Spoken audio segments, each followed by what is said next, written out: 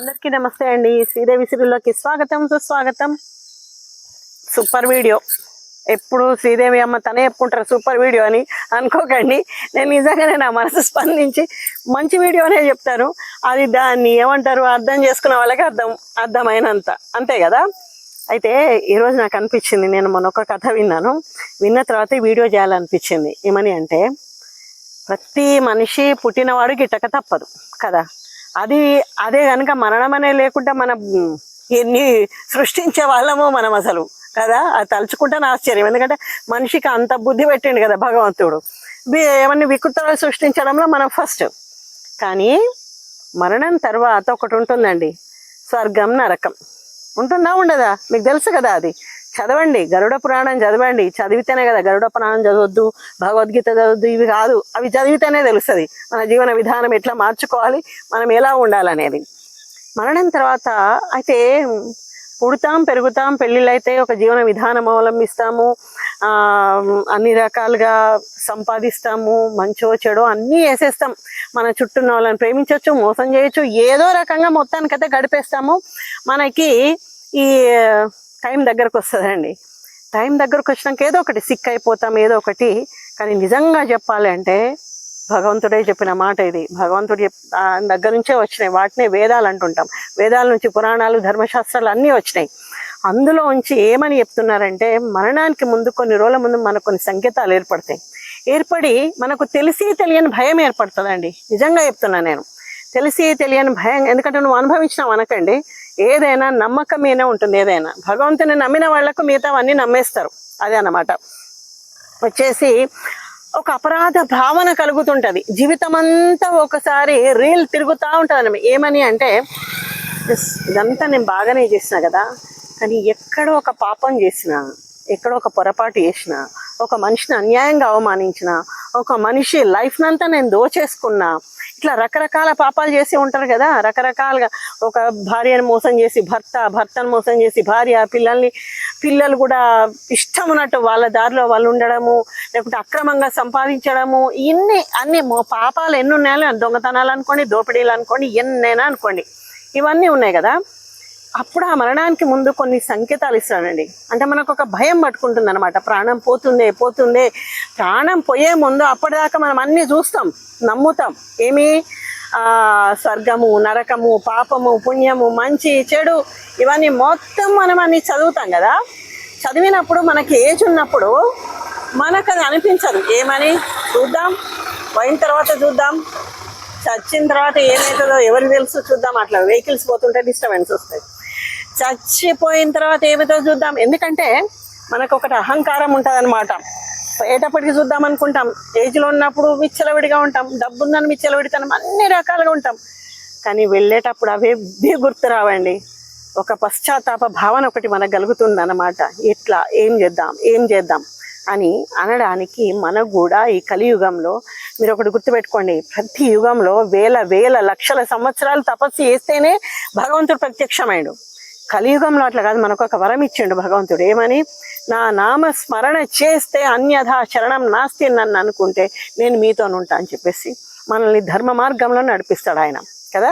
అయితే ఈ మార్గంలో మనం అట్లా పోతూ ఉన్నా కానీ మనకు ఒక రెమెడీ, ఒక పరిహారం కూడా ఇచ్చిండండి. ఎన్ని పాపాలు చేసినా, ఎన్ని చేసినా దాంట్లో కొన్ని దానాలు ఉన్నాయి మనకి.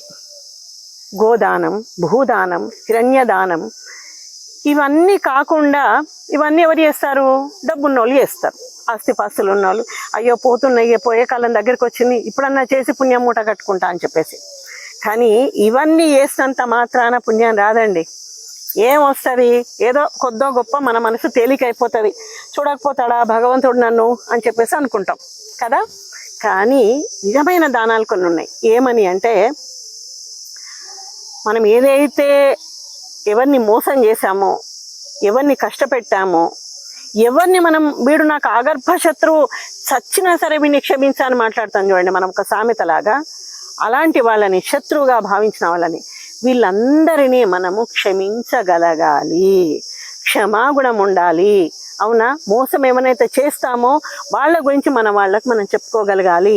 మన పిల్లలకి, మన భార్య ఉంటే భార్య, భర్త ఉంటే భార్య, ఎవరైనా సరే పిల్లల్ని తన వాళ్ళని దగ్గర పెట్టుకొని, ఇన్ని రోజులు నన్ను గౌరవంగా చూసిండే నన్ను మీరు, కానీ అట్లా కాదు, నేను అనుకోకుండా నేను ఇలాంటి పని చేసి నేను ఇదంతా చేసిన, సంపాదించిన, ఈ కుటుంబాన్ని ఈడ్చుకొచ్చిన, ఏదో ఒకటి. మీరు బాధపడకండి. వెళ్లే ముందు ఎవ్వరు కూడా తప్పు పట్టారు మిమ్మల్ని. మరణ వాంగ్మూలం అని అందుకే అంటారు కదా. అప్పుడు చెప్పండి, మీ మనసు చాలా తేలికైపోతుంది. అప్పుడు ఏమవుతుంది, ఆ పిల్లలు కూడా అరే నాన్న ఈ రకంగా కూడా కష్టపడి మనల్ని సంపాదించి మనకింత ఆధారం పెట్టిండే, కానీ ఆయన అంత బాధపడుతున్నారు కదా. ఇలాంటి తప్పులు మనం చేయొద్దు. చేయకుండా ధర్మ మార్గంలో ఉందాము. మన తల్లిదండ్రులు ఎవరికైతే రుణపడి ఉన్నారో వాళ్ళను కూడా మనం ఆ రుణం తీర్చేద్దాం మనము. ఎందుకంటే ఈ కష్టాలన్నీ మన కోసమే కదా పడ్డారు, వాళ్ళు వాళ్ళ కోసం కాదు కదా. అలాంటప్పుడు వాళ్ళ రుణభారం అంతా మనం తీర్చేద్దాము. మా తల్లిదండ్రులు ఎవరైతే శత్రువులు అని అనుకున్నారో వాళ్ళను కూడా మనం క్షమిద్దాము. అప్పుడు ఆ మంచం మీద ఉన్న వ్యక్తి కూడా అదే అనుకోవాలి, క్షమాభావన, క్షమాదానం అంటారు దాన్ని. అలా క్షమించడం అనేది నిజమైన దానం. సరేనా? అది చాలా పెద్ద ఎత్తున రావాలండి, పెద్ద మనసు రావాలి. చచ్చిపోయే ముందు కూడా మనిషికి అహంకారం అనేది ఒకటి ఉంటుంది కాదు. అవన్నీ దిగడానికే, అవి మొత్తం దిగడానికే భగవంతుడు ఆ మరణ యాతన పెడతాడు. కనీసం ఇప్పుడన్నా నువ్వు మారురా, ఇప్పుడు నువ్వు మారినా సరే ఇప్పటికిప్పుడు నిన్ను నాలో ఐక్యం చేసుకుంటా, నేనే నీకు అన్ని అని చెప్పేవాడు ఒక్క భగవంతుడేనండి. అప్పుడన్నా మన మనసు ఓపెన్ చేసేసుకొని మన తప్పులన్నీ మనం ఒప్పుకోగలగాలి. సరేనా? అదైన తర్వాత సరే, మీకు ఆస్తులుంటే గోదానాలు, హిరణ్యదానాలు, భూదానాలు చేయండి. తర్వాత మన సనాతన ధర్మాన్ని రక్షించుకోవడానికి ఇప్పుడు చాలా మతాలు చాలా రకరకాలుగా ప్రచారం చేస్తున్నాయి కదా. మన సనాతన ధర్మము అనేది దాన్ని విచ్ఛిన్నం చేయడానికి. కానీ మనం ఏం చేయాలి, ఇంకా ఇంకా పెంచాలి అంటే ఎక్కడ ఏ చిన్న గ్రామాల్లో ఆలయాలు ఉన్నా ఏమున్నా తప్పకుండా ఆలయాల అభివృద్ధికి పాటుపడండి మీరు. అక్కడ జీర్ణమైన ఆలయాలు కొన్ని ఉంటాయి, అంటే శిథిలావస్థ కొండి ధూప దీప నైవేద్యాలకు కూడా నోచుకొని కొన్ని ఆలయాలు ఉంటాయి. అక్కడికి వెళ్ళండి. అక్కడికి వెళ్ళి ఒక పూజారిని మీరు అపాయింట్ చేయండి. ఒక ఊరంతా, గ్రామం అంతా కలిస్తే మనిషికి 100 రూపాయలు ఇచ్చినా చాలండి. గడపకి 100 రూపాయలు. అవునా? పొద్దున్న లేస్తే ఎన్ని ఖర్చు పెట్టుకోరు. ఆ 100 రూపాయలు మీరు ఇస్తే ఇంటింటికి 500 గడపలు ఉంటాయి, అవే 5,000 అవుతాయి. అవునా? అట్లా మీరు ఆ జీర్ణమైన ఆలయాన్ని పునరుద్ధరించండి. తర్వాత ఆలయాల అభివృద్ధికి పాటుపడండి. గోశాల, 33 కోట్ల మంది దేవతలు కొలై ఉండే గోవుల్ని సేవించండి. ఎంత అన్యమతస్థులు తింటున్నారండి, ఎంత బాధ అనిపిస్తుంది మనకి, తలుచుకుంటేనే బాధ అనిపిస్తుంది. అది ఆ పని చేయండి. హిరణ్యదానం చేయండి. హిరణ్యదానం మాకే లేదు, ఇప్పుడు మేమేం చేస్తామంటే చేయకండి, హిరణ్యదానం చేయకండి, ఇంకేదన్నా చేయండి. వాళ్ళకు ఒక కుటుంబాన్ని ఆదుకోండి, ఒక పేద కుటుంబాన్ని ఆదుకోండి. అనాథాశ్రమాలు, వృద్ధాశ్రమాలు ఇవన్నీ ఎందుకైతున్నాయండి?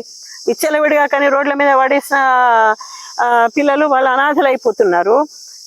అనాథల్లాగా తల్లిదండ్రులు చేస్తున్నారు కొంతమంది పిల్లలు. దానివల్ల వృద్ధాశ్రమాలు. వాటికి సాయం చేయండి. మేము ఉన్నాం కదా, మీకు కని పెంచితే అయిపోతుందా, మేమే ఉన్నాం కదా మీకు పిల్లలం అనుకోండి అని అప్పుడప్పుడే వెళ్ళి వాళ్ళని పలకరించడం, అభయం ఇవ్వండి, మేమున్నామని. అభయదానం అంటారు దాన్ని. ఎంత బాగుంటుంది కదా. వాళ్ళు మనల్ని చూసే చూపు, ఆ కృతజ్ఞతాభావం, అందులోనే పుణ్యం ఉంటుంది. ఇన్ని దానాల తర్వాత ఇంకొక దానం ఉందండి. ఆ దానం ఏంటి తెలుసా? చాలా ముఖ్యమైన దానం.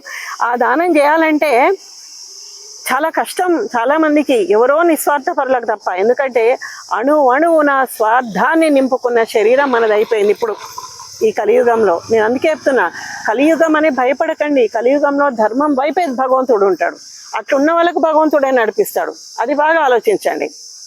మీరు ఏదైతే మంచి పనులు చేస్తారో, మీరు చేసే మంచి పుణ్యకర్మలు ఉంటాయి కదా, ఆ పుణ్యకర్మలు ఏదైతే ఉందో, ఎవరైనా పేదోడికి, ఎవరికన్నా లేని వాడికి, లేకుంటే ఆపదలో ఉన్నవాడికి, లేకుంటే నిస్వార్థంగా మీ తల్లిదండ్రులు, మీ పిల్లలు, మీ చుట్టూన్న వాళ్ళు, మీకు చుట్టూన్న కుటుంబాల్లో చాలా కష్టాల్లో ఉంటారు కదా, వాళ్ళకి ఒకటి మొక్కండి భగవంతుడికి. భగవంతుడా, ఈ జీవితం అంతా నేను కూడా ఎన్నో చేసినాను, కానీ అందులో ఎంతో కొంత పుణ్యం చేస్తుంటా కదా, ఈ పుణ్యకర్మ ఫలితం వారికి దానం ఇవ్వండి, వారికి అందజేయండి అని చెప్పేసి ఒక్కసారి వేడుకోండి మీరు భగవంతుని. అమ్మో నేను చేస్తుంటే ఇంత అంత పుణ్యం, ఆ పుణ్యం వాడికి దానం చేస్తాను నేను ఎట్లా అనుకోకండి. అప్పుడు ఉంటాడండి, అది నిజమైన దానం. మన కర్మ, మంచి కర్మ ఫలితాన్ని దానం చేయండి. మనం చేసిన చెడు కర్మ ఫలితం అంతా ఊరికే వెళ్ళిపోతుంది, భస్మైపోతుంది అంతే మన పాపరాశి. అప్పుడు ఉంటాడు భగవంతుడు. అప్పుడు మనం మరణిస్తుంటే అప్పుడు భగవంతుడు అడుగుతాడంట, ఏమని, ఏం నేర్చుకున్నావు నువ్వు అని చెప్పేసి. ఎందుకంటే మన అహంకారం అంతా దిగిపోతుంది. అప్పుడు భగవంతుని క్లియర్గా మాట్లాడగలుగుతాం.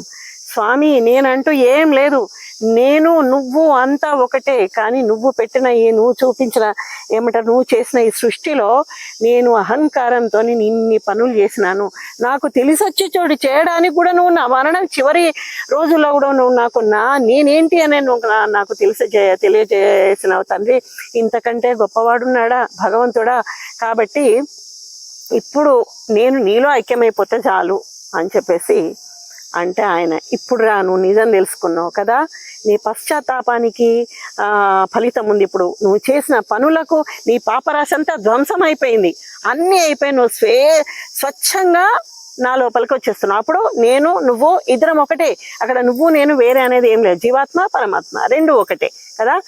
ఇలా మనము బ్రతికి చూపిద్దామండి.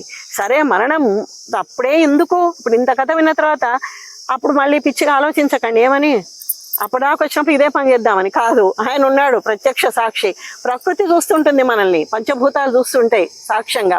అది కాకుండా ఇప్పుడే మనసుతో ఆలోచించండి, బుద్ధిగా ఆలోచించండి, ఎవరిని నొప్పించకండి, ఎవరిని అన్యాయం చేయకండి, ఎవరికి ద్రోహం చేయకండి.